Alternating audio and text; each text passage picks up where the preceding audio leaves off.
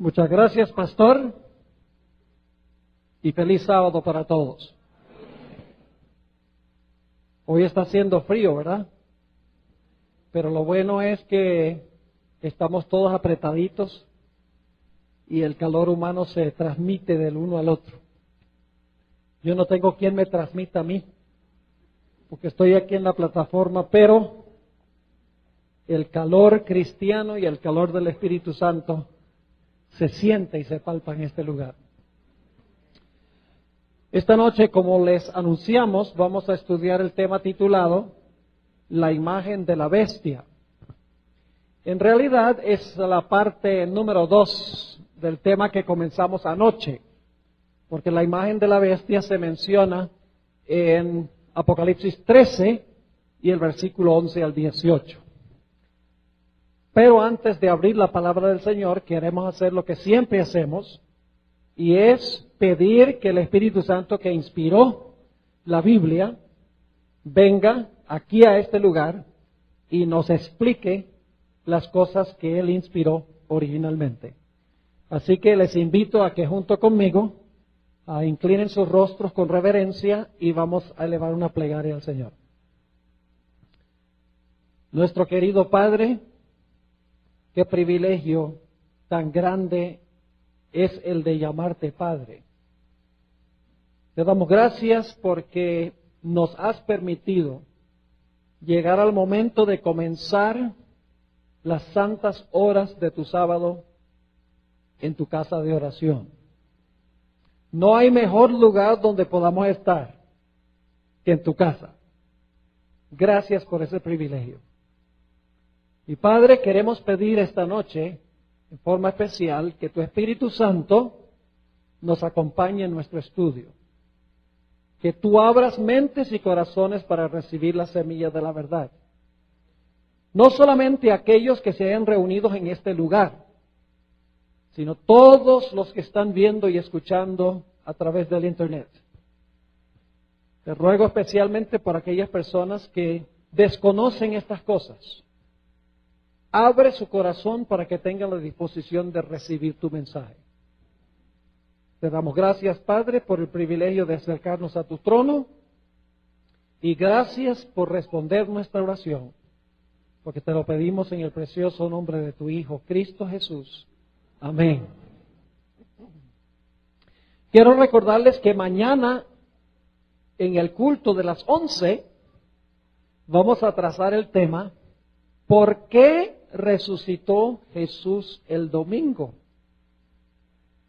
La mayoría de los cristianos creen que Jesús resucitó el domingo para enseñarnos que nosotros debemos guardar el domingo para conmemorar la resurrección de Cristo. Pero vamos a ver mañana la verdadera razón, la razón bíblica por la cual el Señor Jesucristo tenía que resucitar el domingo.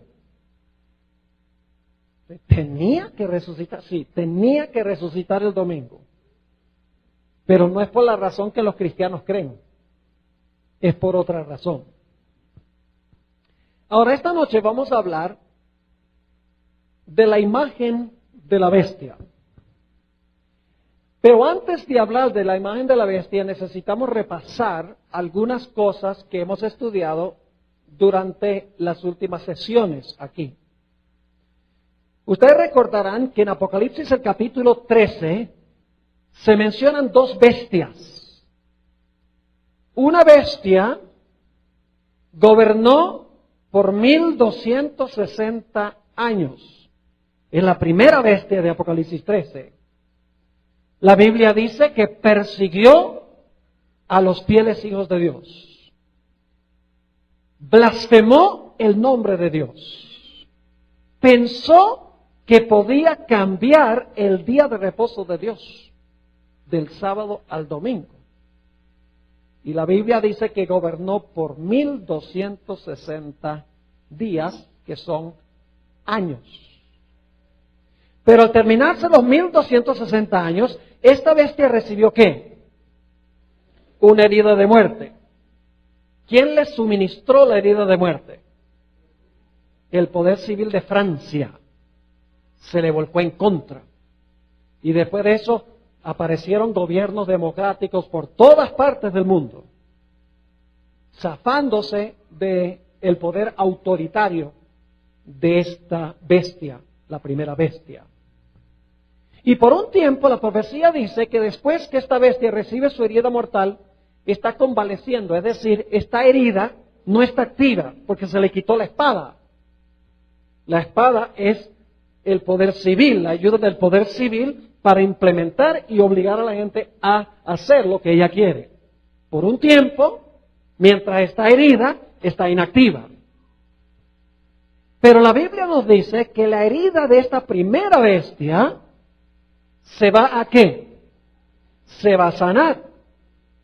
¿Y quién va a sanar la herida de esta primera bestia? La herida va a ser sanada por una segunda bestia de Apocalipsis 13. Una bestia que se levanta ¿de dónde? Una bestia que se levanta de la tierra. Y todo lo que hace esta bestia es para complacer a la primera. Manda a todos a adorar a la primera bestia. Hace una imagen de la primera bestia. Impone la marca de la primera bestia. Y dice que todo lo que hace, lo hace en presencia de la primera bestia. Es decir, quiere impresionar a la primera bestia. Y le va a devolver a la primera bestia la espada del poder civil. Esto lo estudiamos en las noches anteriores. Ahora, esta noche vamos a estudiar sobre algo que esta bestia de la tierra va a hacer. Dice que esta bestia de la tierra va a ser una imagen de la primera bestia. Ahora, si queremos saber qué es la imagen de la primera bestia, tenemos que saber quién está representada por la primera bestia. ¿Qué poder representa la primera bestia que se levanta del mar que gobierna 1260 años? ¿Qué poder político religioso representa esta bestia? Representa la iglesia romana, conocida también como el papado. Ineludiblemente, ya estudiamos las características, no hay forma de zafarse de que esa es la interpretación correcta. Lo hicimos de una forma disciplinada. No cabe duda que la primera bestia representa a la iglesia romana. Y yo pregunto, ¿qué caracterizaba a la iglesia romana durante los 1260 años? ¿Cuál era su característica central? Sí, cambió la ley, persiguió a los santos, pero ¿qué hizo? ¿Unió qué? Unió el poder religioso de la iglesia con ¿qué? Con la espada del poder civil. Mató con la espada, dice en Apocalipsis 13. Es decir, que la característica principal de esta bestia es que usó el poder civil para obligar a la gente a creer como ella enseñaba y a practicar lo que ella dice que se debía practicar. Ahora, si esta segunda bestia que se levanta de la tierra va a ser una imagen de la primera bestia, ¿qué significaría eso? ¿Qué es una imagen? Es una representación, una réplica. Es decir, es un reflejo, ¿verdad? Por ejemplo, se hace una imagen, una foto es una imagen, ¿sí o no? Se saca una foto de alguien, la foto es la imagen del individuo que es el original. Ahora yo pregunto entonces, cuando esta segunda bestia hace la imagen de la primera bestia, la imagen se va a parecer mucho ¿a qué? Se va a aparecer mucho como lo que fue ¿qué? La primera bestia. Es decir, va a ser una reproducción de lo que hizo la primera bestia. Es decir, que esta segunda bestia va a hacer lo mismo que hacía la primera bestia durante los 1260 años. Va a unir el poder civil y el poder religioso para perseguir, porque es una imagen o un reflejo ¿de quién? De la primera bestia. ¿Me están entendiendo lo que estoy diciendo? Es decir, la imagen que hace esta segunda bestia Es una reproducción del sistema que existió durante los 1260 años del dominio de la primera bestia o el dominio del papado. Es decir, la bestia de la tierra que representa a los Estados Unidos va a unir la iglesia con el Estado, reflejando lo que hizo la primera bestia, y va a perseguir a todos los que no están de acuerdo como hacía la primera bestia, porque va a ser una imagen de la primera bestia. Ahora, ustedes notarán, y estudiamos esto anoche, que Apocalipsis 13:11 nos declara que esta bestia que se levantó de la tierra tenía 2 cuernos como de cordero. ¿Qué representan los 2 cuernos como de cordero? Representan el poder civil y el poder ¿qué? Religioso. ¿Juntos o separados? Separados uno del otro. ¿En una misma qué? En una misma nación. 2 reinos, el reino espiritual de la iglesia, el reino del poder civil, ambos existiendo en una misma nación. ¿Y esa nación cuál es? Esta nación es los Estados Unidos de América. Pero nos dice que esa bestia que tiene 2 cuernos como de cordero va a terminar hablando como un dragón. Ahora tenemos que detenernos un momento allí. Dice que va a hablar como un dragón.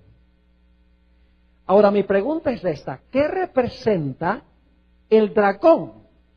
Si va a hablar como un dragón, tenemos que saber qué representa el dragón, para saber el nombre de quién está hablando esta bestia de la tierra. ¿Qué representa el dragón? Escuchen lo que voy a decir. El dragón, en su sentido primario, representa a Satanás. ¿De acuerdo? Claro que sí. En Apocalipsis 12 y el versículo 9 dice: fue lanzado fuera aquel gran dragón, la serpiente antigua, que se llama Diablo y Satanás. En primera instancia, el dragón representa a Satanás, pero escuchen bien. En segunda instancia, el dragón representa a Roma. Porque Roma es el imperio o la nación que Satanás emplea en el mundo visible. Déjeme ilustrar lo que quiero decir. Y no tienen que buscarlo porque no tenemos tiempo de leer todos los versículos, pero quiero que tengan el retrato claro en su mente. Apocalipsis 12, 1 al 5, habla de una mujer que está embarazada. Está a punto de tener un hijo. ¿Quién es ese hijo que va a tener esa mujer? Esa mujer, ese hijo que va a tener esa mujer representa ¿a quién? A Cristo. Pero luego nos dice que después que ve a la mujer embarazada y va a dar a luz un hijo, de repente ve a un ¿qué? A un dragón bermejo que quiere matar ¿a quién? Quiere matar al hijo cuando nazca. Lo puede leer los primeros 5 versículos de Apocalipsis 12. Nada más les estoy pintando el cuadro. Ahora le pregunto, ¿quién procuró matar a Jesús? ¿Fue Satanás o fue Roma? Siempre hago esa pregunta.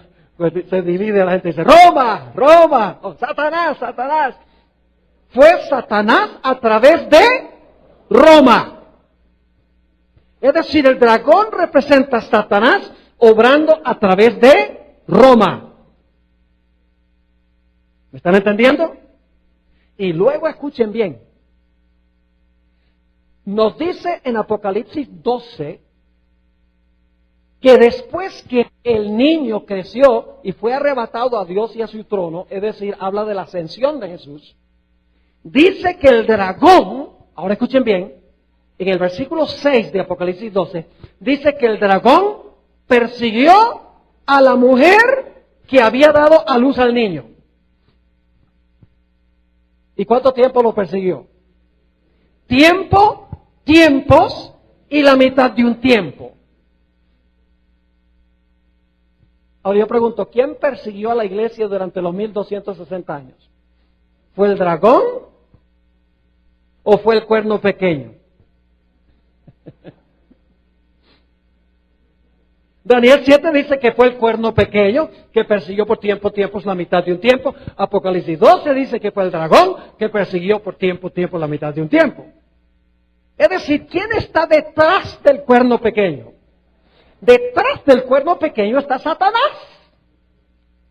Porque en Daniel 7 dice que fue el cuerno pequeño que persiguió, y en Apocalipsis 12 dice que el dragón persiguió a la mujer. Es decir, es Satanás obrando a través de ¿qué?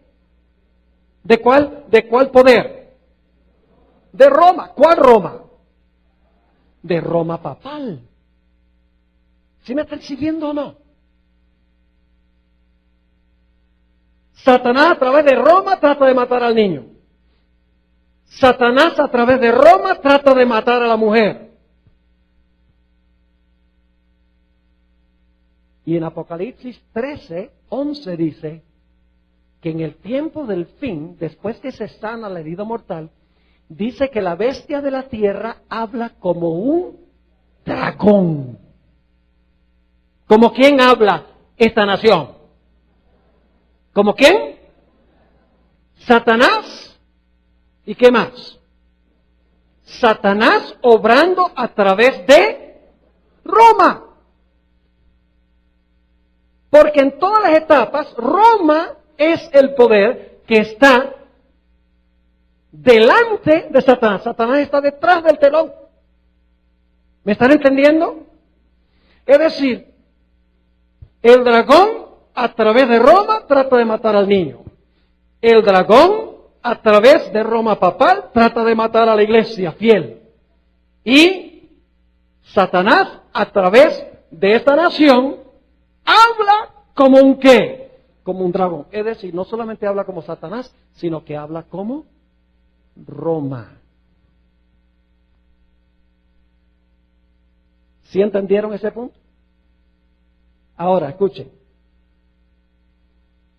¿Qué significa que esta bestia hablaba como un dragón? ¿Cómo habla una nación? Anoche estudiamos sobre el origen de los Estados Unidos. ¿Qué clase de gobierno fue el que se estableció por los padres constitucionales? ¿Una monarquía? No. Una república. Yo pregunto, ¿cómo habla una república? Una república habla, el pueblo habla a través de sus ¿qué? A través de sus representantes que eligieron al Congreso. ¿Sí o no? Ahora, permítame leerles aquí una cita del Conflicto de los Siglos, página 495. Conflicto de los Siglos, página 495. Fíjense lo que dice la escritora. Dice, el hablar de la nación son los actos de sus autoridades legislativas y judiciales. ¿Qué es el hablar? Dice ella, los actos de sus autoridades legislativas y judiciales. Por esos actos, la nación desmentirá los principios liberales y pacíficos que expresó como fundamentos de su política. ¿Cómo habla entonces una nación que es una república? Elige a sus representantes y entonces la voz del pueblo es el Congreso. Es decir, el Congreso habla en nombre de el pueblo que los eligió. Eso es un gobierno republicano, es un gobierno representativo, en otras palabras, donde toda la nación tiene representantes y el pueblo habla a través de sus representantes. Quiere decir entonces que esta bestia que tiene dos cuernos como de cordero, esta bestia que profesa creer en la separación de iglesia y Estado, en dos reinos en una misma nación, el poder civil y el poder religioso, no juntos ni revueltos, sino separados, ¿qué van a hacer sus autoridades legislativas y judiciales? Van a hablar contrario a lo que representan los dos ¿qué? los dos cuernos. Es decir, van a hablar como el dragón, como Roma. ¿Y cómo se portaba Roma? ¿Qué hacía Roma papal durante los 1260 años? Unía la iglesia con el Estado. Es decir, que esta nación va a hablar de esa misma manera, como habló el dragón durante los 1260 años. Ahora quiero repasar brevemente lo que estudiamos anoche. ¿Recuerdan la primera enmienda a la Constitución de los Estados Unidos? Es muy importante. La primera enmienda a la Constitución de los Estados Unidos dice: el Congreso no hará ninguna ley que establezca religión. No dice que establezca una religión o que establezca una iglesia por encima de otras iglesias. Sencillamente se usa sin calificativo que el Congreso no puede redactar ninguna ley que imponga o que establezca alguna observancia religiosa. ¿Por qué razón? Porque el poder civil debe gobernar en asuntos ¿qué? Civiles. El gobierno civil no tiene derecho de hacer leyes religiosas, porque la religión le pertenece ¿a quién? Le pertenece a Dios. ¿Me están entendiendo lo que estoy diciendo? Es decir, que la primera enmienda prohíbe que el Congreso de los Estados Unidos haga leyes que establezcan alguna observancia religiosa. Pero la primera enmienda también le prohíbe al Congreso hacer leyes que le prohíba a la gente que practique su religión. Hay una diferencia entre esas dos cláusulas. La primera cláusula le prohíbe al gobierno establecer alguna observancia religiosa. La segunda cláusula de la primera enmienda prohíbe al Congreso hacer leyes que le prohíba a la gente practicar su religión. Y lo ilustramos con dos historias en el libro de Daniel anoche. Posiblemente algunos no estuvieron, permítame repasar esas historias. ¿Recuerdan la historia de Daniel 3? Yo pregunto, ¿Nabucodonosor estaba estableciendo una observancia religiosa? Claro que sí. Puso una estatua y dijo, el poder civil dijo, ¿todo el mundo a qué? Todo el mundo a adorar. ¿Estaba estableciendo una observancia religiosa? Claro que sí. Yo pregunto, ¿sería esa una violación de la primera enmienda a la Constitución de los Estados Unidos? Claro, porque el Congreso no puede hacer ninguna ley, la palabra ninguna se usa, que tenga que ver con establecer religión. Y la Biblia nos dice que mandó a todo el mundo a adorar esa estatua. Pero había 3 jóvenes que dijeron, nosotros no lo hacemos. Yo pregunto, ¿esos 3 jóvenes eran buenos ciudadanos? ¿Eran buenos ciudadanos? Claro que sí. ¿Eran gobernantes en el reino? Claro que sí. Entonces, ¿por qué desobedecieron el mandato del rey? Porque el rey estaba sobrepasando su esfera de autoridad. ¿Saben cuándo nosotros podemos desobedecer al poder civil? Cuando el poder civil interfiere con nuestras convicciones religiosas. Pero fuera de eso debemos ser como Daniel y sus amigos, buenos ciudadanos en todas las cosas. Pero si el poder civil establece religión como Nabucodonosor, Dios nos da el perfecto derecho de desobedecer esa ley. ¿Me están entendiendo? Ahora, hay una segunda historia en Daniel, que es Daniel 6. En Daniel 6, el rey no está estableciendo una observancia religiosa, sino que le está prohibiendo a Daniel que practique su religión. El rey no está diciendo, mira, todo el mundo tiene que orar de esta manera. No está estableciendo cómo orar, sino que está diciendo que por 30 días nadie puede orar a otro Dios. Está prohibiendo que Daniel practique su religión. ¿Ven la diferencia? Hay una diferencia entre estas dos historias. Porque Nabucodonosor establece religión, mientras que Darío prohíbe que se practique la religión. Prohíbe que ore. ¿Y qué hizo Daniel? La Biblia dice que Daniel fue, abrió las ventanas y 3 veces al día desobedeció la ley del reino. ¿Tenía derecho de desobedecer la ley del reino? ¿A quién le pertenece la oración? ¿Al poder civil o a Dios? Entonces el poder civil no puede decirme cómo orar, si debo orar, si no debo orar, si debo postrarme, si debo pararme, si debo sentarme. El poder civil no puede decir nada con respecto a la oración. Porque la oración es un deber que le debo a quién. La oración es un deber que yo le debo a Dios. Es decir, la primera enmienda a la Constitución de los Estados Unidos, y ustedes están escuchando un poquito de la historia de los Estados Unidos y el sistema político de los Estados Unidos, porque va a jugar un papel en las profecías, por eso estoy compartiendo esto con ustedes. La Biblia nos dice que los Estados Unidos va a repudiar los principios de la primera enmienda a la Constitución de los Estados Unidos de América. Permítame leerles una cita que encontramos en los escritos de Elena White, en el libro Maranata, página 177. Escuchen bien lo que dice. Dice, vendrá el tiempo en que los hombres no solo prohibirán trabajar el domingo. Yo pregunto, ¿es eso establecer religión? Sí.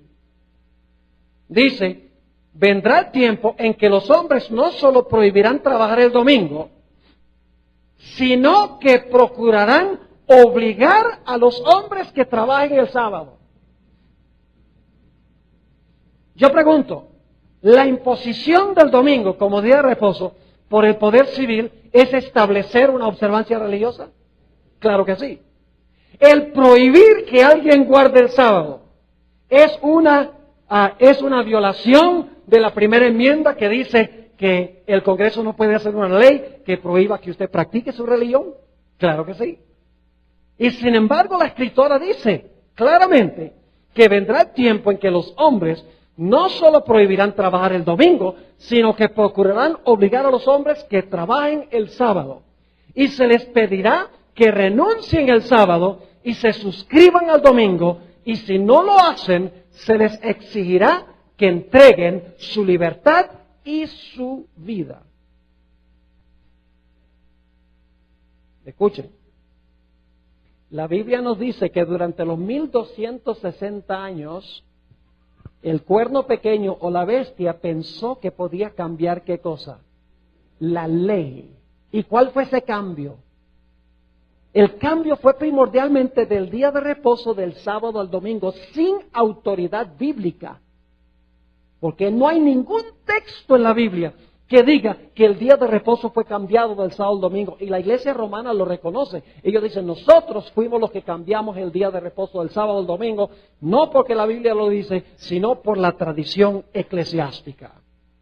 Es decir, que durante los 1260 años, el cuerno pequeño o la bestia cambiaron el día de reposo y al final de la historia van a imponer ese día de reposo bajo pena de muerte. Es decir, se va a completar lo que este poder hizo durante las edades oscuras o durante la Edad Media. Ahora, inmediatamente nos preguntamos esto. Si los Estados Unidos proclamaran una ley dominical de que todos tienen que guardar el domingo, ¿eso sería inconstitucional?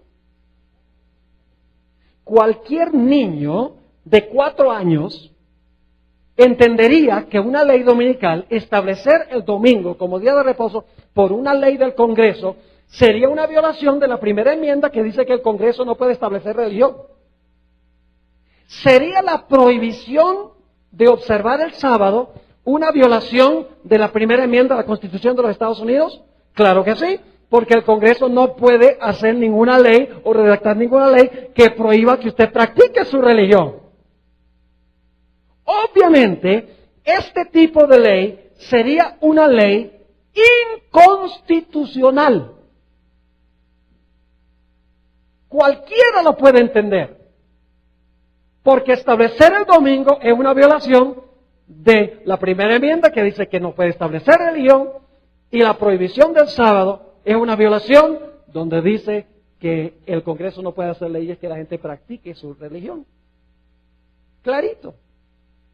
Y sin embargo, Apocalipsis 13 nos dice que esta bestia que tiene los 2 cuernos como de cordero que profesa creer en la separación de iglesia y Estado, al mismo tiempo que conserva los dos cuernos, habla como un dragón. Es decir, no hemos de esperar que los Estados Unidos desarraigue la primera enmienda de la Constitución. No es que ellos van a decir, no, eso no nos sirve ya, saquemos eso que dice que el Congreso no puede establecer religión, ni puede prohibir que usted practique su religión. Saquemos esa enmienda de la Constitución. No la van a sacar, la van a dejar allí. Porque la bestia que tiene dos cuernos de cordero, sigue teniendo los dos cuernos como de cordero, mientras habla como un dragón. Es decir, todavía va a decir, nosotros creemos en libertad civil y religiosa, pero en la práctica van a contradecir eso. ¿Me están entendiendo? Claramente la profecía lo dice, porque dice, tenía dos cuernos como de cordero, mas hablaba como un ¿qué? Mas hablaba como un dragón. Ahora, permítame hablarles un poco sobre los tres ramos del gobierno que hay en los Estados Unidos para que ustedes puedan entender cómo va a pasar esto. Los Estados Unidos, como muchos otros países democráticos, tiene tres ramos de gobierno. Tiene el ramo legislativo. ¿Y qué hace la legislatura? ¿Redacta qué? Redacta las leyes. El poder ejecutivo, ¿qué hace el poder ejecutivo? Hace cumplir las leyes. Y el tercer ramo es el poder judicial. ¿Qué es lo que hace el poder judicial? El Poder Judicial, por lo menos en los Estados Unidos, especialmente la Corte Suprema, interpreta las leyes. El propósito de la Corte Suprema de los Estados Unidos es decir si una ley es constitucional o no. Es decir, todo el poder para decidir si una ley es constitucional o inconstitucional yace en las manos de 9 personas. Yo pregunto, ¿qué sucedería si el Congreso de los Estados Unidos hace una ley dominical o redacta una ley dominical, se lleva a la Corte Suprema y la Corte Suprema dice que esa ley es constitucional? La ley va. ¿Me están entendiendo? ¿Qué tal si el Congreso hace una ley que dice que ya no se puede guardar el sábado? Y claro, va a haber gente que dice, eso es una violación de la primera enmienda. Lo llevan a la Corte Suprema de los Estados Unidos y la Corte Suprema dice, no, esa ley no es inconstitucional. ¿Sería inconstitucional esa clase de ley? Todo el mundo lo sabría. Pero ¿qué tal si el Poder Judicial, si la Corte Suprema dice que es constitucional una ley dominical? La ley va. El ramo de gobierno más poderoso de los Estados Unidos es la Corte Suprema de Justicia de los Estados Unidos. Y si no lo creen, lo único que tenemos que recordar fue la elección del año 2000 en los Estados Unidos. Cuando George Bush y cuando Al Gore estaban corriendo para presidente, y resulta que todos los resultados de todos los estados entraron, se sabía quién había ganado, pero en el estado de la Florida, yo no sé si ustedes recuerdan esto, en el estado de la Florida había un debate sobre las tarjetas de votación, cómo las habían ponchado. Y por varias semanas estaban los dos lados, Al Gore y George Bush, estaban contratando abogados y estaban yendo a este tribunal, al otro tribunal para discutir el asunto, y estaban en todos los diferentes tribunales de los Estados Unidos. Finalmente llevaron el caso a la Corte Suprema y la Corte Suprema dijo, George Bush es el presidente, caso cerrado. George Bush fue elegido presidente por la Corte Suprema de los Estados Unidos. Ese es el poder que tiene la Corte Suprema de los Estados Unidos de América. Ahora escuchen lo que voy a decir. Esto es lo que es especialmente aterrador. El 25% de los habitantes de los Estados Unidos son católicos. pero 6 de los 9 jueces de la Corte Suprema son católicos. Es decir, el 66% de la Corte Suprema representa solamente el 25% de la población. Los medios de comunicación en los Estados Unidos de América, los canales de televisión, los canales de radio, están completamente bajo el dominio de la Iglesia Católica. Barack Obama, quien fue elegido presidente de los Estados Unidos, recién elegido presidente, la Universidad de Notre Dame, que es una de las universidades más prestigiosas de los Estados Unidos, lo invitó para dar el discurso de graduación. Y hubo protestas porque Barack Obama está a favor de permitir que se hagan abortos y la Iglesia Católica está en contra de eso. Sin embargo, lo invitaron para que diera el discurso. Barack Obama eligió la sexta persona católica a la Corte Suprema, Sonia Sotomayor, que es una mujer puertorriqueña. Ahora escuchen, los jueces que no son católicos, que son solamente 3 de los 9, están viejitos.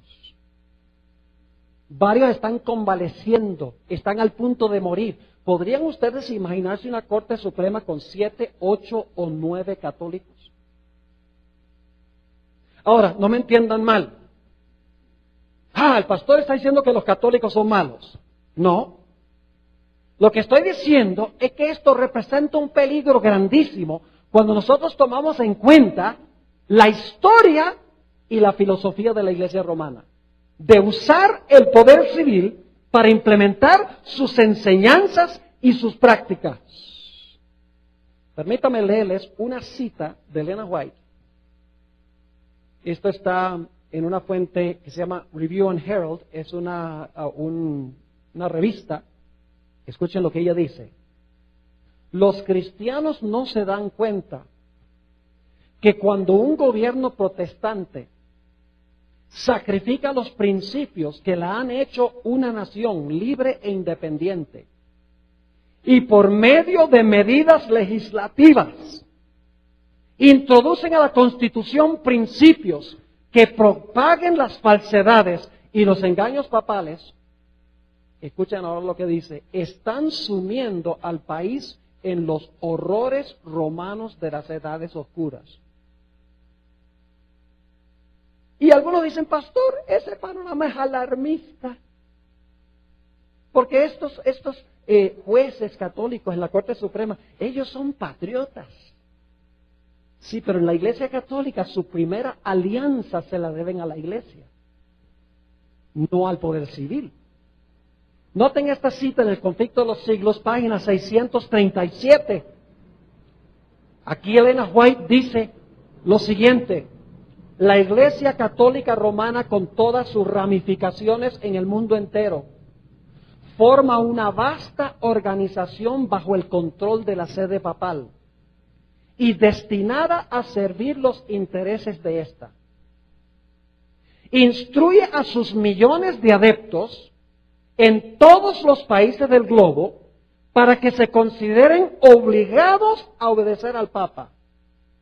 Sea cual fuere la nacionalidad o el gobierno de estos, deben considerar la autoridad de la Iglesia como por encima de todas las demás. Aunque juren fidelidad al Estado, siempre quedará en el fondo el voto de obediencia a Roma, que los absuelve de toda promesa contraria a los intereses de ella. Un teólogo católico dijo esto: en la minoría somos un cordero, en la igualdad somos como una serpiente y en la mayoría somos como un león.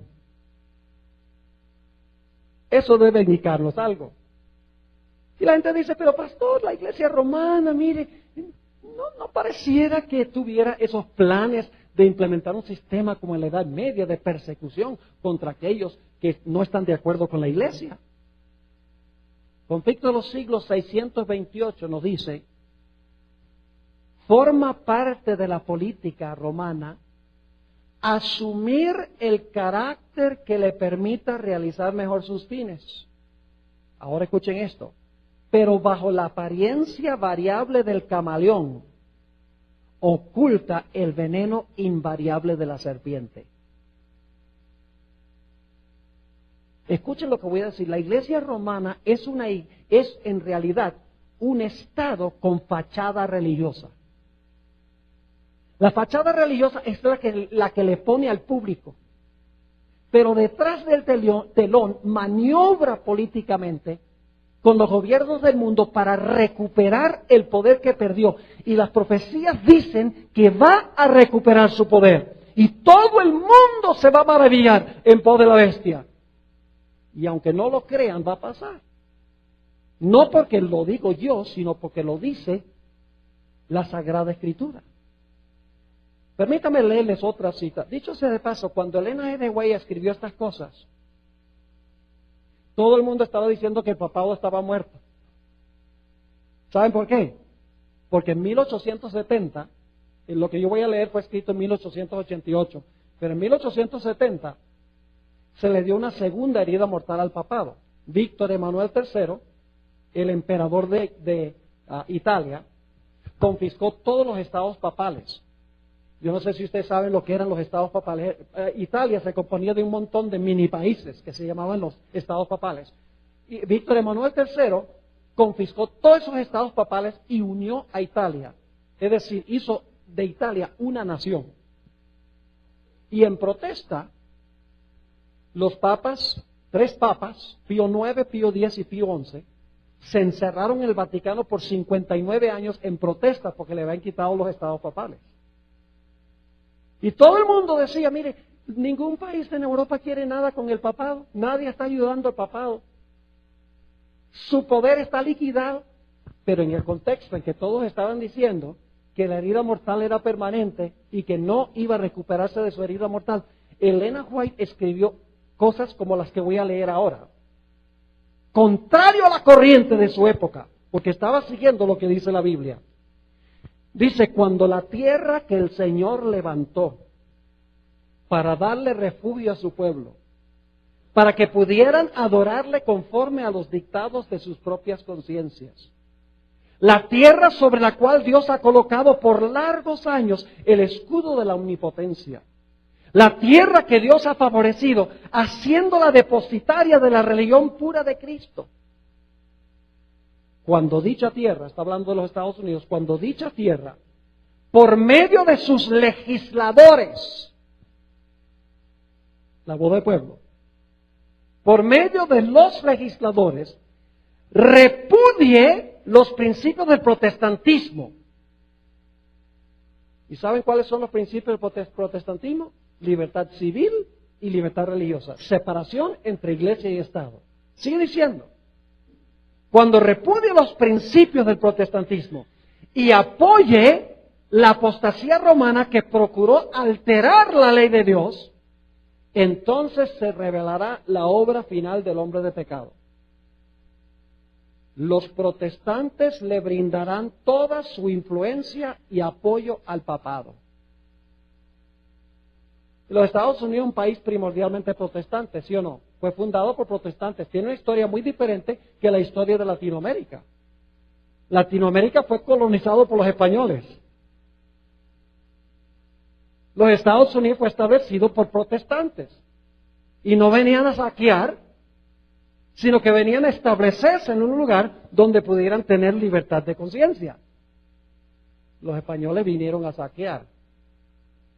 Por eso cuando se celebraron los 500 años de la venida de Colón a América, en 1992, había países como la República Dominicana que protestaron la celebración de eso.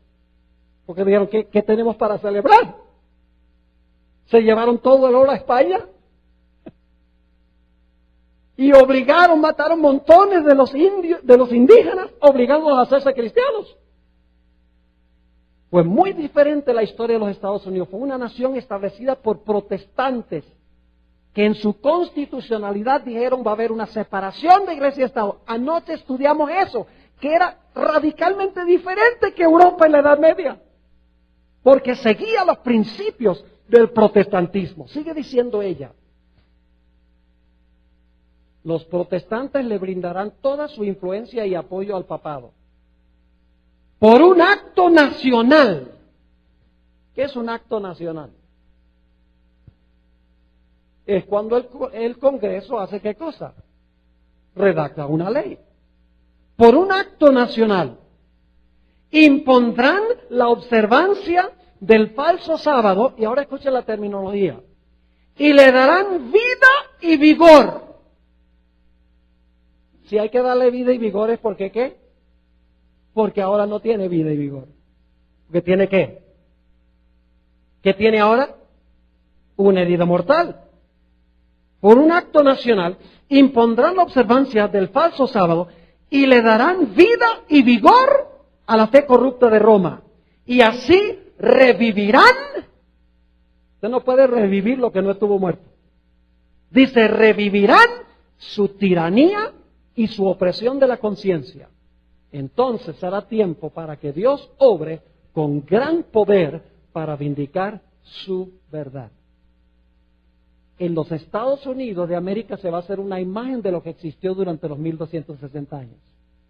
Se va a unir la iglesia con el Estado para imponer el día de reposo que el papado cambió. Bajo pena de no poder comprar ni vender y últimamente bajo pena de muerte.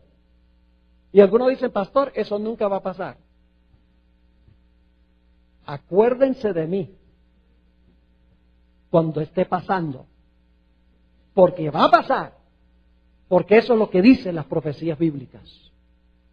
Permítame leerles 2 o 3 citas más de esta escritora que fue en contra de la corriente de su época. En el Conflicto de los Siglos, página 496. Conflicto de los Siglos, página 496.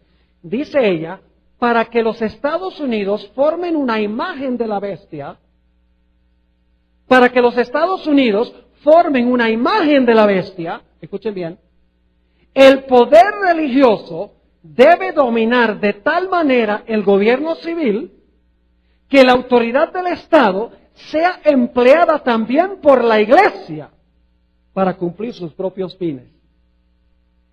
Para hacer una imagen, ¿qué tiene que pasar?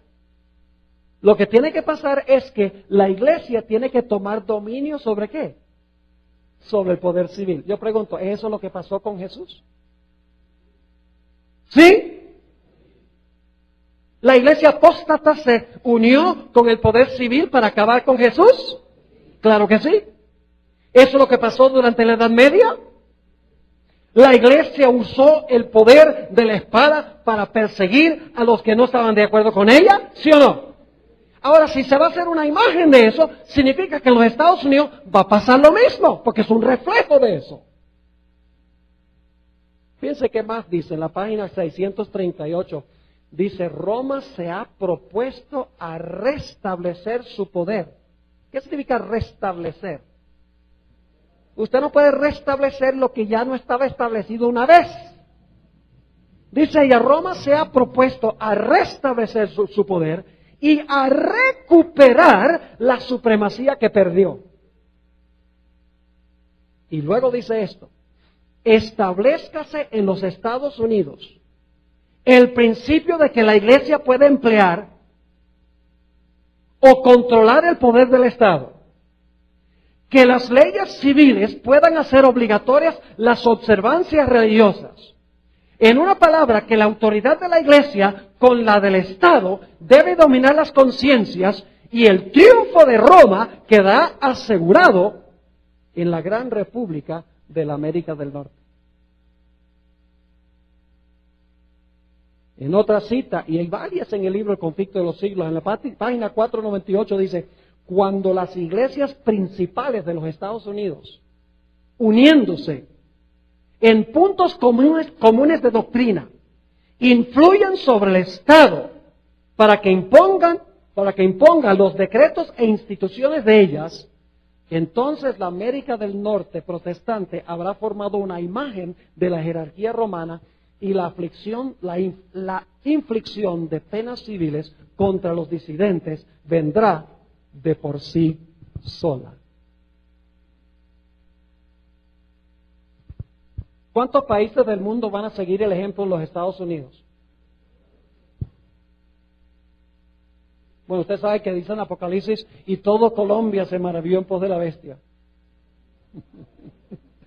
Colombia también. ¿Qué dice la Biblia? ¿Toda la qué? Toda la tierra se maravilló en pos de la bestia. Por eso es que Elena White en Testimonios para la Iglesia, tomo 6, página 18, dice, al unirse los Estados Unidos, la tierra de la libertad, con el papado, para oprimir las conciencias y para obligar a todos que honren el falso sábado, la gente de todo país del globo será inducido a seguir su ejemplo. ¿Cuántos países del globo? Todos. Y algunos dicen, pero pastor, ¿y los musulmanes qué? ¿Y los países hindúes qué? ¿Y los países budistas qué? Lo único que les puedo decir, yo no sé cómo va a pasar, pero lo único que les puedo decir es que ellos también van a seguir. Y lo más seguro es que va a pasar en medio de grandes problemas mundiales, problemas económicos, desastres en todas partes del planeta, donde la gente va a decir, tenemos que unirnos, y si no nos unimos, el planeta va a desaparecer. ¿Y saben qué más va a pasar? Se van a aparecer espíritus de demonios disfrazados de familiares diciendo que fueron enviados por Dios para decir que todos debemos guardar el domingo como día de reposo. Créanme que cuando pase eso, los incrédulos van a creer bien rápido. El diablo tiene cosas preparadas que nosotros no podemos ni siquiera imaginarnos para engañar a la gente. La Biblia dice que los engaños serán tan grandes que engañará, si fuere posible, aún a quienes, aún a los mismos escogidos. Saben que en años recientes en los Estados Unidos, las iglesias protestantes han hecho un esfuerzo grande por unirse con el poder papal. Le menciono, por ejemplo, 2 documentos. Un documento se llama Evangélicos y Católicos Juntos o Unidos. Básicamente ese documento está firmado por grandes líderes católicos y grandes líderes protestantes de diferentes iglesias, donde ellos dicen que ya no se debe hacer proselitismo, no se debe pelear sobre las cosas que no tienen en común, sino todos deben unirse en base a las doctrinas que tienen en común y deben participar juntos en la evangelización del mundo. Pero la pregunta clave es, ¿cuál evangelio? El evangelio bíblico no es el evangelio de la Iglesia romana. Además de eso, los luteranos. Lutero fue el que se separó de Roma. 1517. Firmaron un documento que se llama Declaración Conjunta sobre la Justificación por la Fe. Esa fue la doctrina que dividió a los protestantes de la Iglesia romana. Y básicamente el documento que fue firmado por católicos y por luteranos dice que la pelea entre Lutero y la Iglesia romana era una pelea sobre asuntos semánticos, pero que básicamente la Iglesia romana y la Iglesia luterana están de acuerdo en el tema de la justificación por la fe. Impresionante. Elena White dice en el conflicto de los siglos 622, los protestantes se han entremetido con el papado y lo han patrocinado.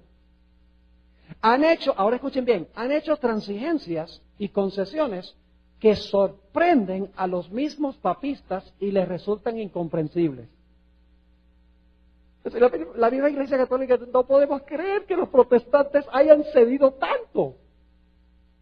Sigue diciendo, los hombres cierran sus ojos ante el verdadero carácter del romanismo, ante los peligros que hay que temer de su supremacía. Hay necesidad de despertar al pueblo para hacerle rechazar los avances de este enemigo peligrosísimo de la libertad civil y religiosa. Y ustedes los colombianos no tienen ninguna excusa.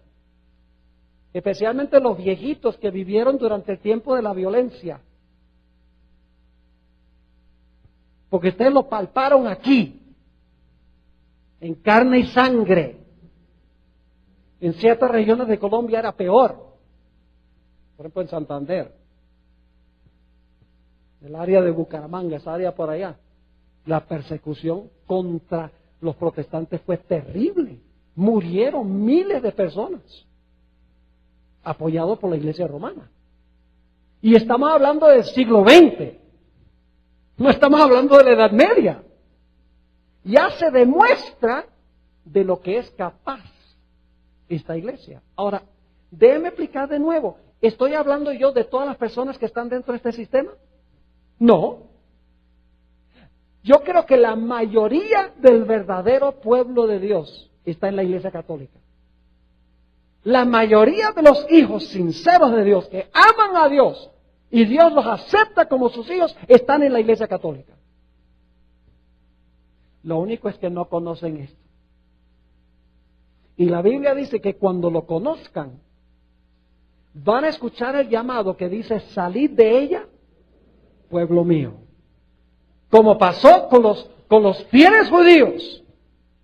Después del Pentecostés, ¿qué hicieron? Abandonaron a la iglesia apóstata que había acabado con la vida de Jesús y se integraron a la iglesia cristiana. Lo mismo va a pasar al final de la historia. Y escúcheme, en los Estados Unidos no solamente los protestantes se han inclinado para con la Iglesia Católica porque tiene muchas cosas en común. Por ejemplo, los protestantes se han unido con los católicos para pelear en contra del aborto, para pelear para que se incluya la oración en las escuelas públicas, para luchar por el matrimonio tradicional, para luchar para ayudar a los pobres. Es decir, tienen muchas causas comunes que los han unido. Y por lo tanto creen que también se pueden unir en puntos de doctrina que tienen en común. Pero en los Estados Unidos también hay un ecumenismo político, no solamente religioso entre protestantes y católicos, sino un ecuménico del sistema político de los Estados Unidos con el papado. Permítanme darles algunos ejemplos. ¿Sabían ustedes que la razón por la cual cayó la Unión Soviética fue por una alianza entre el presidente Reagan y Juan Pablo II? Lean el libro Las llaves de esta sangre. Otro libro se llama Su Santidad, escrito por dos autores católicos. Dicen abiertamente que como resultado de la cooperación de Estados Unidos con Juan Pablo II, ellos llevaron a la caída del bloque soviético. Además de eso, los Estados Unidos estableció relaciones diplomáticas con el Vaticano. Eso lo prohíbe la Constitución, porque el sistema de gobierno de Estados Unidos no puede formar relaciones diplomáticas con una iglesia. Eso lo prohíbe la Constitución. Además de eso, el Congreso de los Estados Unidos le dio la Medalla de la Libertad a Juan Pablo II. Además de eso, en el funeral de Juan Pablo II, 3 presidentes de los Estados Unidos, la secretaria de Estado y la esposa de uno de esos presidentes, se inclinaron de rodillas delante del féretro de Juan Pablo II. Además de eso, Benedicto XVI recientemente visitó la Casa Blanca, que hace muchos años hubiera sido algo insólito. Y el presidente Bush fue al aeropuerto a recibir lo que nunca había pasado en la historia de los Estados Unidos, que un presidente fuera a recibir a un papa. Y varios presidentes, todos los presidentes de los Estados Unidos, sea Clinton, sea el padre Bush o el hijo Bush o Barack Obama, todos hacen viajes regulares al Vaticano para consultar al Papa, porque ellos saben que la Iglesia Católica tiene ramificaciones políticas en todo el mundo y tiene un servicio de inteligencia que le puede ayudar a saber cómo manejar las situaciones políticas en los diferentes países del mundo.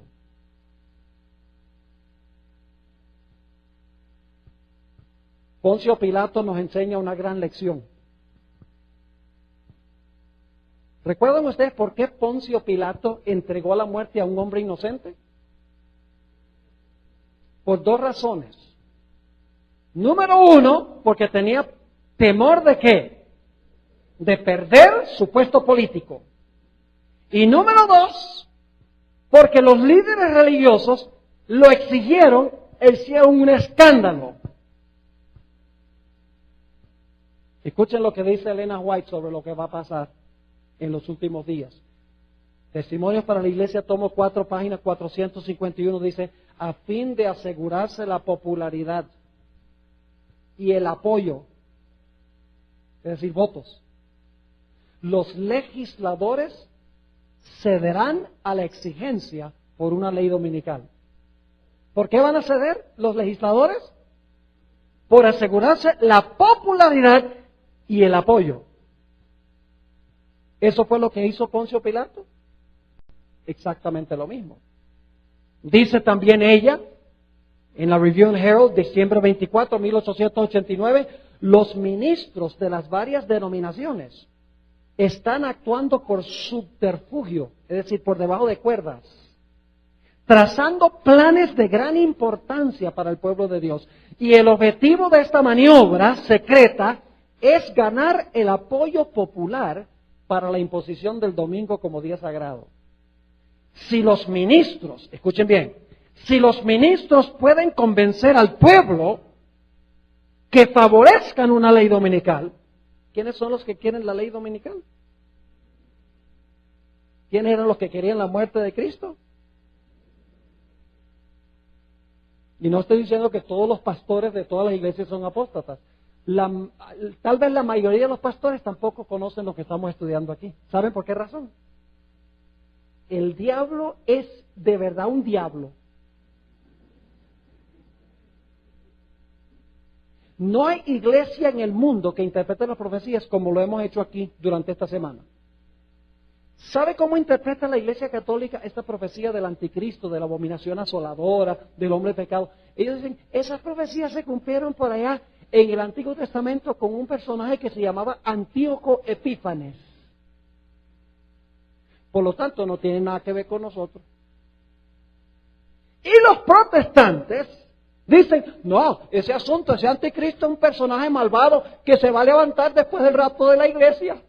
Todavía no ha aparecido. Y mientras tanto, los sistemas que cumplen la profecía están en Roma y en Estados Unidos y nadie lo ve porque están mirando a donde no es. ¿Me están entendiendo? Es muy importante tener clara la interpretación profética. Mire, la Biblia lo hace sencillo. Babilonia, Medo-Persia, Grecia, Roma dividida, cuerno pequeño, 1260 años, herida mortal. La bestia se levanta de la tierra, la herida mortal es sanada, viene la persecución final. Podemos saber exactamente dónde estamos en el curso de la historia cada momento. Ese es el sistema que Dios dio para interpretar las profecías, para que sepamos cuáles son los poderes que van a ejercer el poder al final de la historia y cómo podemos nosotros protegernos de su poder. Nuevamente dice ella, si los ministros pueden convencer al pueblo que favorezcan una ley dominical, entonces están decididos a unir su influencia para obtener una enmienda religiosa a la Constitución para obligar a la nación a guardar el domingo. En Marcos 15:11 dice, mas los principales sacerdotes incitaron a la multitud para que le soltase más bien a Barrabás y crucificase a Cristo. Elena White dice en El deseo de todas las gentes que si no se hubieran interpuesto los líderes religiosos de la época, el mundo hubiera visto un reavivamiento como jamás había visto en su historia. Pero dice que cuando Jesús enseñaba al pueblo, el pueblo respetaba a sus sacerdotes, respetaba a sus líderes espirituales. Decían, ¿por qué razón es que Jesús no se puede llevar bien con esta gente? Y como resultado estaban confundidos. No pudo haber un reavivamiento entre el pueblo, porque estaban entre la espada y la pared. Le voy a leer ahora qué es lo que va a suceder. Y ustedes dicen, esto no puede suceder, pastor. Créame que va a suceder. Y más pronto de lo que nosotros pensamos. Conflicto de los siglos, página 649. Escuchen esto. Y no pierda mañana en la mañana. Tiene que venir mañana en la mañana al culto de las 11. Porque el tema de mañana en la mañana, yo les voy a hablar del sábado, mañana en la mañana. Y les voy a hablar de por qué Jesús resucitó el domingo. Porque la mayoría de los cristianos sencillamente dicen, bueno, el domingo es el día de reposo porque Cristo resucitó.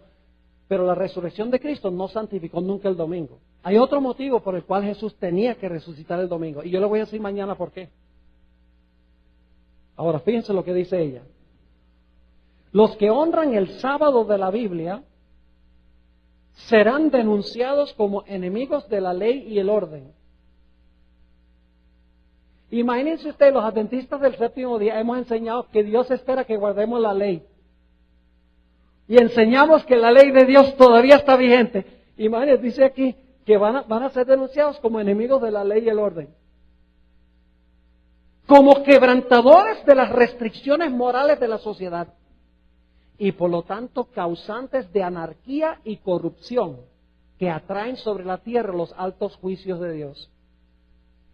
Las calamidades le van a echar el muerto. ¿A quiénes? A los que observan el sábado. Igual que en los días de Elías, cuando no llovió por 3 años, Acab decía, ¿eres tú el que está fastidiando a Israel? Siempre es el profeta, siempre son los fieles los que llevan, los que cargan con platos rotos. Sigue diciendo, sus escrúpulos de conciencia serán presentados como obstinación, terquedad y rebeldía contra la autoridad. Y de verdad será rebeldía contra el gobierno civil. Y usted dice, ¿no debemos obedecer al gobierno civil? Sí, siempre y cuando el gobierno civil gobierne en asuntos civiles. Pero cuando el gobierno se toma poderes que no le dio Dios, que no le pertenecen, entonces tenemos derecho a desobedecer. Sigue diciendo, serán acusados de deslealtad hacia el gobierno. Los ministros que niegan la obligación de observar la ley divina predicarán desde el púlpito que hay que obedecer a las autoridades civiles porque fueron instituidas por Dios. Y seguro van a citar Romanos 13, donde dice que el poder civil es servidor de Dios. Pero no es servidor de Dios para imponer un día de reposo. Sigue diciendo, en las asambleas legislativas y en los tribunales se calumniará y condenará a los que guardan los mandamientos. Se falsearán sus palabras y se atribuirán a sus móviles las peores intenciones. Ahora quiero relatarles 2 historias para concluir nuestro estudio esta noche. ¿Les ha quedado claro lo que estamos estudiando? ¿Saben lo que es la imagen? ¿Qué es la imagen? A ver. ¿Una réplica de qué? Es una imagen de la bestia. Entonces tenemos que saber quién es la bestia y cuál fue el rasgo característico de la bestia. ¿Cuál fue el rasgo característico de la bestia?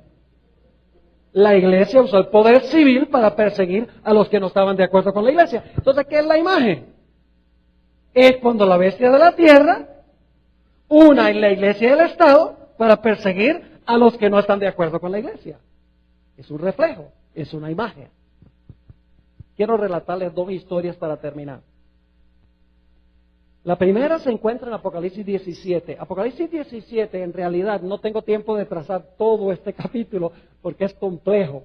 En realidad necesitaríamos como 3 o 4 horas para cubrir bien Apocalipsis 17. Pero quiero a grandes rasgos mostrarles el significado de Apocalipsis el capítulo 17.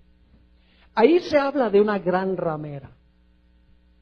¿Qué representa la gran ramera? ¿Qué representa, a ver? La iglesia romana. ¿Y por qué es una ramera? Porque fornica ¿con quiénes? Une la iglesia con el Estado. Por eso es que es apóstata. Por eso es que es una iglesia adúltera. Y dice que esta ramera está sentada sobre muchas aguas. ¿Qué representan las muchas aguas?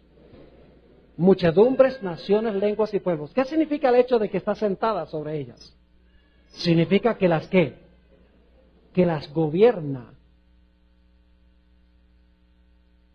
Ahora se la llama la madre de las rameras, lo cual significa que tiene ¿qué? Hijas que nacieron de ella. Está vestida de púrpura, escarlata, perlas y piedras preciosas. En su mano tiene una copa de vino que representa sus falsas doctrinas que le da a todas las naciones, emborrachan a las naciones. para que no puedan entender la verdad. Y si ustedes leen Apocalipsis 17, ustedes van a encontrar que por un tiempo, y dicho sea de paso, los comerciantes de la tierra, según el capítulo siguiente, también apoyan a la ramera. Por un tiempo, los reyes, los comerciantes del mundo, las muchedumbres, naciones, lenguas y pueblos, todos están apoyando a la ramera, las cosas van bien, hay un nuevo orden mundial. Pero de repente algo va a pasar. En Apocalipsis el capítulo 17 y el versículo 16, 17 y el versículo 16, dice que los reyes harán ¿qué cosa? Aborrecerán a la ramera. Eso fue lo que hizo Francia una vez. ¿Le quitó la espada a Francia? ¿Le dio la herida mortal? Sí. ¿Va a recibir otra herida mortal al final de su dominio? Claro que sí. Dice, aborrecerán a la ramera, los reyes con quien fornicó, con quien le fue bien. Y la dejarán desolada y desnuda y devorarán sus carnes y la quemarán con fuego. Es decir, van a estar bien bravos cuando se den cuenta que esta ramera los estaba engañando. Pero para ese tiempo ya será demasiado tarde. Por eso es importante estudiar estas profecías ahora.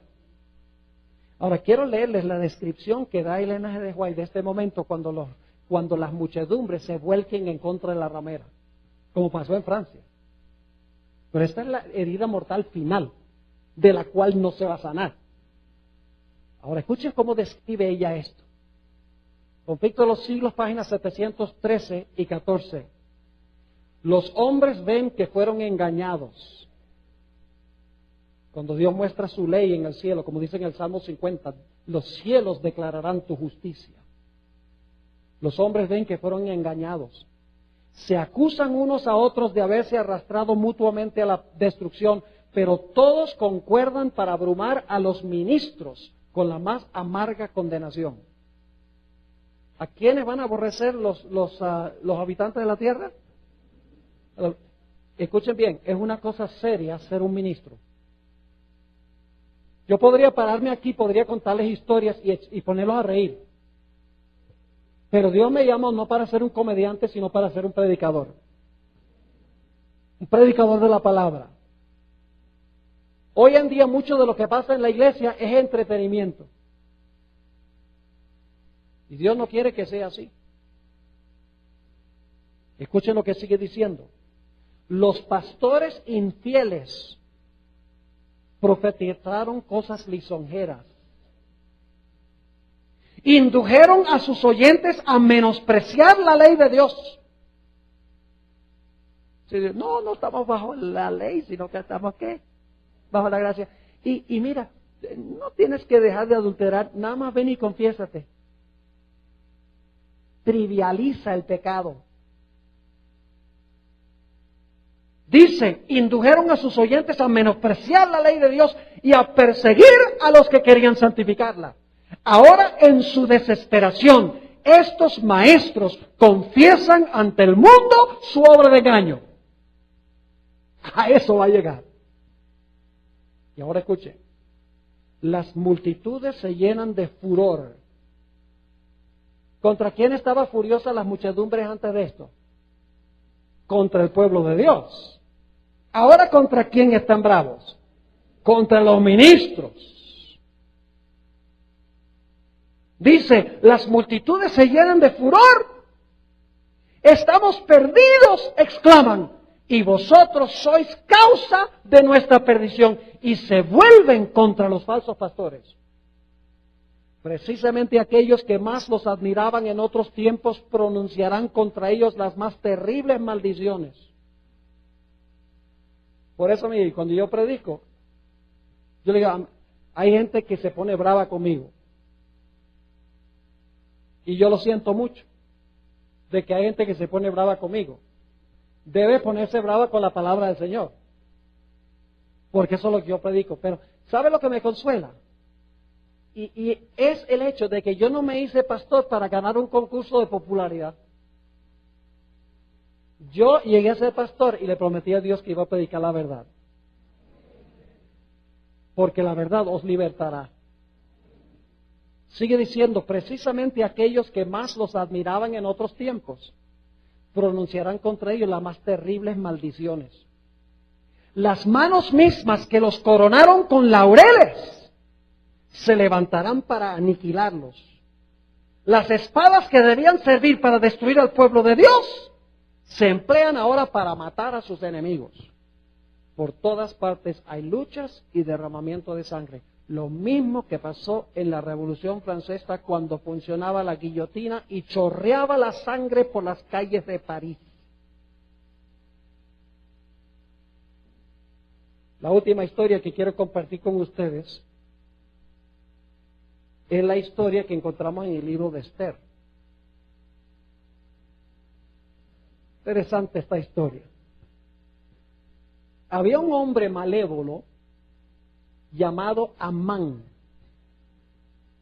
Y él había logrado convencer al rey de que el rey diera un decreto de que todo el mundo tenía que inclinarse y rendirle pleitesía. Pero había un individuo que dijo, no, yo no voy a rendirle pleitesía porque yo soy obediente a la ley de Dios, no me voy a inclinar ni voy a adorar a Amán. Aunque el rey dijo que todo el mundo lo haga, no lo voy a hacer. ¿Tenía razón Mardoqueo en hacer eso? Claro, porque el rey no tenía ningún derecho de mandar que la gente adorara a Amán. Y dice la Biblia que un día Amán salió del palacio del rey y vio a Mardoqueo, todo el mundo se inclinó y vio a Mardoqueo parado. Y dice que se llenó de furia. Y por lo tanto preparó una trama. Decidió ir ante el rey y decirle al rey que los judíos representaban un peligro para el reino y que debía dar un decreto para aniquilarlos. Vamos a leer Esther 3, 8 y 9 para que ustedes puedan ver los argumentos que usó Amán. Esther 3 y el versículo 8 y el versículo 9. Y dijo Amán al rey Asuero, escuchen bien, hay un pueblo esparcido y distribuido entre los pueblos en todas las provincias de tu reino. Ahora escuchen bien. ¿Y sus qué? Sus leyes son diferentes de las de todo pueblo. ¿Cuál es el punto de contención? La ley de Dios. Sus leyes son diferentes de las de todo pueblo y no guardan las leyes del qué? Del rey. ¿Y a cuál rey se refería? Inclinarse y adorarlo a él por decreto del rey. Y dice, y al rey nada le beneficia el dejarlos vivir, porque cuando no se obedecen las leyes del reino hay anarquía. Así que él dice, si tú dejas que esta gente viva, se va a desmoronar tu reino. ¿Recuerdan la cita que leí hace un rato del conflicto de los siglos? ¿Cómo se va a acusar al pueblo de Dios? Sigue diciendo, si place al rey, decrete que sean destruidos, y yo pesaré 10,000 talentos de plata a los que manejan la hacienda para que sean traídos a los tesoros del rey. Y la Biblia dice que Amán con el anillo del rey estampó la firma sobre el decreto y dijo, ahora este pueblo, que es un dolor de cabeza, va a ser extirpado de la existencia. Claro que Amán no contaba con la astucia de Dios. Y no voy a contarles toda la historia, cómo Dios intervino a través de Esther para revocar tal vez no revocar el decreto, pero para que el pueblo se pudiera defender cuando llegara ese día. Ahora, ¿sabes lo que es interesante? El rey pensaba que Amán era su amigo y por eso dio esta ley religiosa en contra de los que no querían adorar. Pero cuando el rey se despertó y se dio cuenta que este personaje lo estaba engañando, ¿qué sucedió? Ahora la ira del rey no era contra el pueblo de Dios, sino que la ira del rey estaba en contra ¿de quién? De Amán. Y en vez de morir el pueblo de Dios, murió Amán. Fíjense cómo este patrón se repite vez tras vez tras vez. ¿Quiénes terminaron siendo comida de gatos? ¿A quiénes se los comieron los leones? Los que planearon la trama y trataron de usar al rey para hacer esta ley religiosa. Ellos terminaron siendo comida. ¿Quiénes murieron cuando los 3 jóvenes fueron echados al horno? Los que los echaron. ¿Quién murió en la horca que fue preparada para Mardoqueo? Amán. Los judíos usaron a Roma para acabar con Jesús y luego ¿qué hizo Roma? Acabó con ellos. En 1798 el papado usaba los poderes civiles del mundo. ¿Qué hizo Francia? Lo había apoyado y se le volcó en contra. Y Apocalipsis 17 dice que esta ramera que usó a los reyes para perseguir al pueblo de Dios, los reyes se van a volcar y la van a aborrecer. ¿Me están entendiendo lo que estoy diciendo? Todas las profecías apuntan a este clímax. Y escuchen bien, no quiero que ustedes se asusten esta noche. Ay, ese fue a ser un tiempo terrible, qué susto. No. ¿Libró Dios a Mardoqueo? ¿Libró a Daniel? ¿Libró a los 3 jóvenes? Dios siempre interviene para librar. Serán tiempos difíciles. Pero la Biblia dice que en aquel tiempo se levantará Miguel, aquel príncipe que está por los hijos de tu pueblo. Y será tiempo de angustia. Va a haber un tiempo de angustia, no me crean que no. Será un tiempo de angustia cual no hubo desde que existió nación. Pero en aquel tiempo será libertado tu pueblo. Todos los que se hallaren escritos en el libro. ¿Cuándo es que nosotros debemos desarrollar esa fidelidad?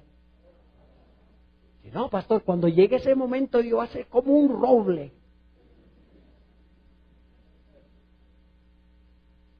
¿Sabe lo que realmente me sorprende? Algunos adventistas dicen, cuando venga ese momento y tenga que entregarlo todo por Cristo, lo voy a hacer. Pero no devuelven el 10% ahora. ¿Qué le hace pensar que usted no devuelve el 10% ahora y después lo va a estar dispuesto a entregarlo todo? Ahora es que nos preparamos un carácter que pueda mantenerse firme en ese tiempo. Debemos estar estudiando nuestras Biblias, debemos estar orando, debemos estar contándole a otros estas cosas, porque yo quiero ver a esa gente en todas las iglesias salvas en el reino de Jesús. Lo que yo estoy compartiendo esta noche no es por odio, ni por ira, ni porque no quiero a la gente que pertenece a todas las iglesias. Si yo no quisiera a la gente de la iglesia, no estaría predicando esto. Dejaría que se queden ahí. Porque algunos dicen, no, pastor, es que este no es un mensaje de amor. ¿Ustedes creen que cuando Dios dice que si alguno adora a la bestia y su imagen, y recibe su marca en su frente, en su mano, él mismo beberá la ira de Dios y será atormentado con fuego y azufre por los siglos de los siglos? ¿Es un mensaje de amor? Lo dice Dios. ¿Sabe por qué Dios nos da esa advertencia? Porque Él no quiere que terminemos ahí. Las advertencias fuertes de Dios también son por amor. Quiere sacudirnos y decir, mira, prepárate, porque lo que viene es candela. Prepárate. ¿Dónde estamos nosotros? ¿Dónde estamos en nuestra vida espiritual? ¿Cuánto estamos leyendo la Biblia? ¿Cuánto estamos estudiando la Biblia, escudriñando la Escritura? No estoy hablando de la matutina. La matutina es buena.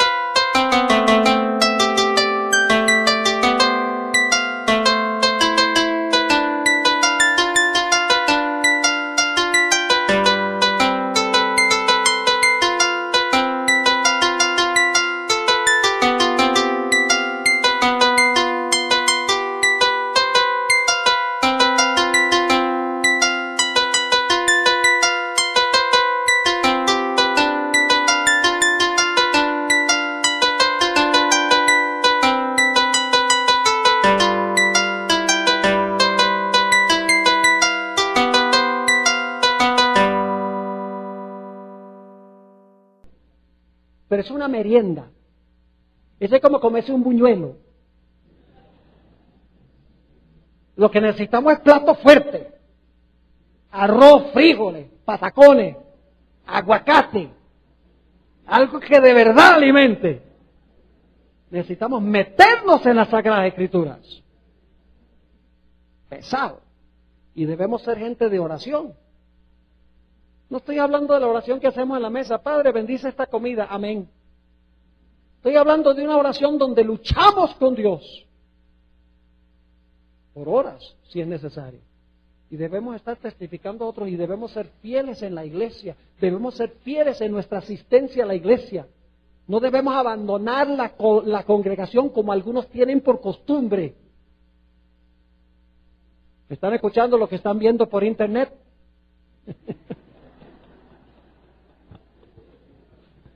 Que pueden quedarse en la comodidad de su casa. Y pueden ir a buscar una mandarina y comer mientras están viendo esta programación por el internet. No digo que eso está mal, pero nosotros debemos amar venir a la iglesia para disfrutar del compañerismo cristiano. Llega el momento cuando no vamos a poder tener esa bendición. Aprovechémosla mientras podamos. Ahora quiero mencionar una cosa para terminar. Y mañana a la mañana voy a hacer un llamado más específico al concluir nuestra serie de temas.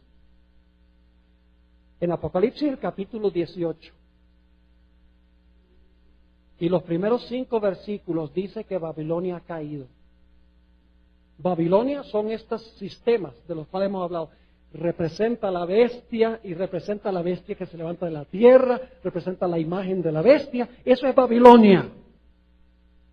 Y el Señor Jesucristo en Apocalipsis, el capítulo 18, dice, Babilonia ha caído. Y luego hace un llamado. Dice, salid de ella, pueblo mío.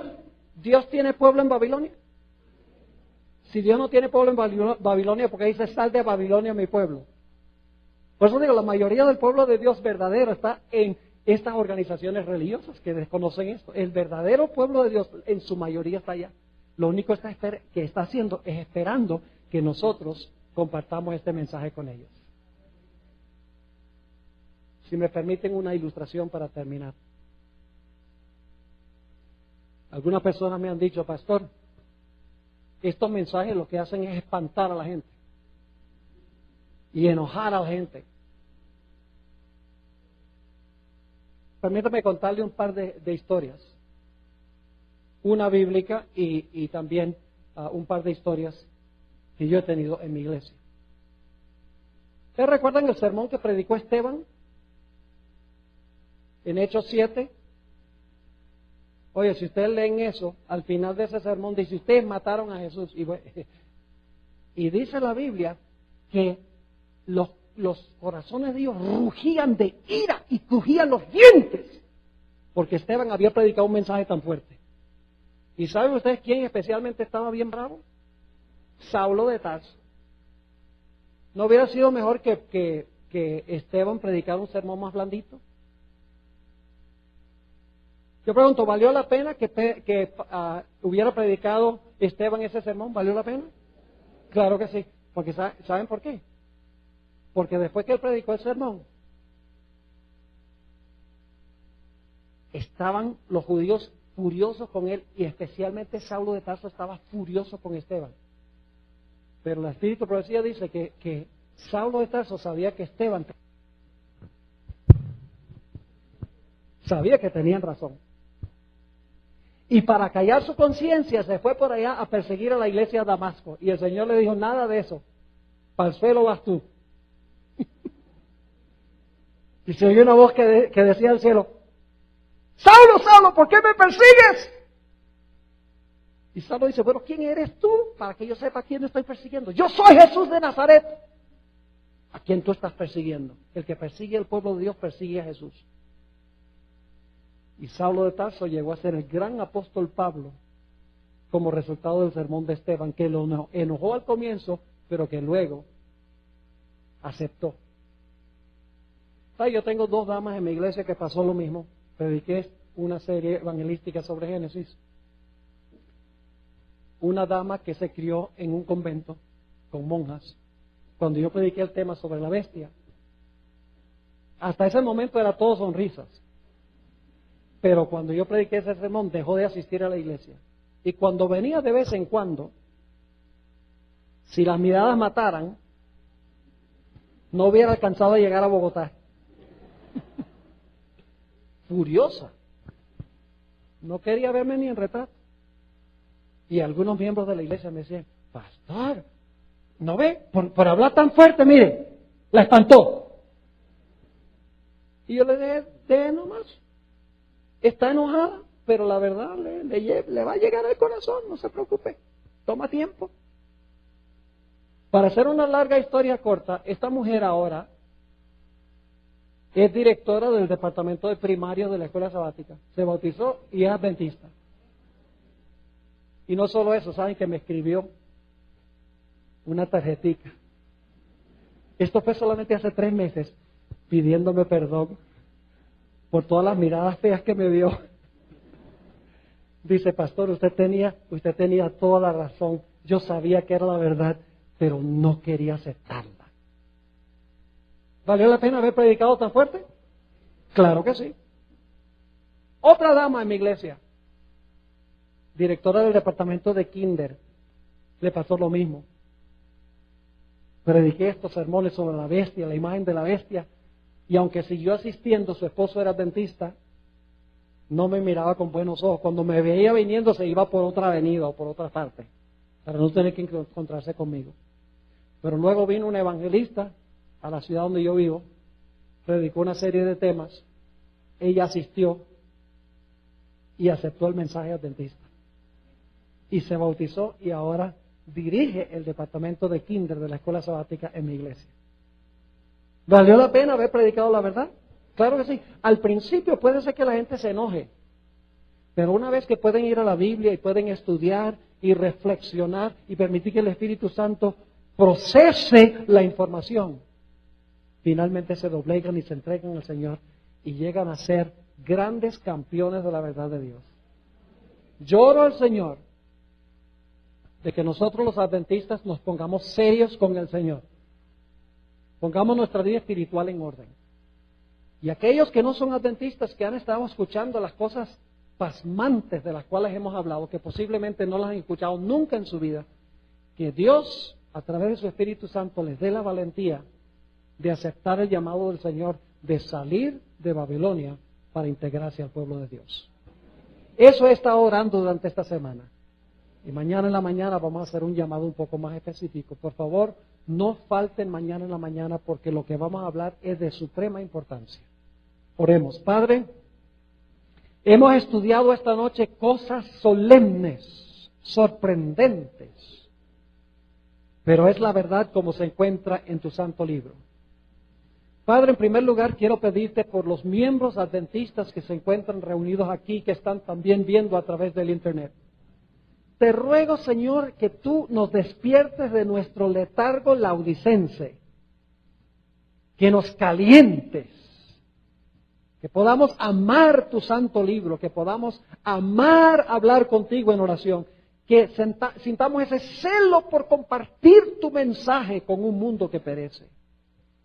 También te pido por aquellas personas, visitas que nos han acompañado durante muchas noches, posiblemente algunos han venido por primera vez. Te ruego, Señor, que tu Espíritu Santo lleve la verdad y la siembre en sus corazones, para que ellos puedan salir de Babilonia y puedan integrarse a tu pueblo. Te damos gracias, Padre, por haber estado con nosotros esta noche. Pedimos tu compañía al regresar a nuestros hogares. Por favor, escucha nuestra oración, porque te lo pedimos en el nombre de Jesús. Amén.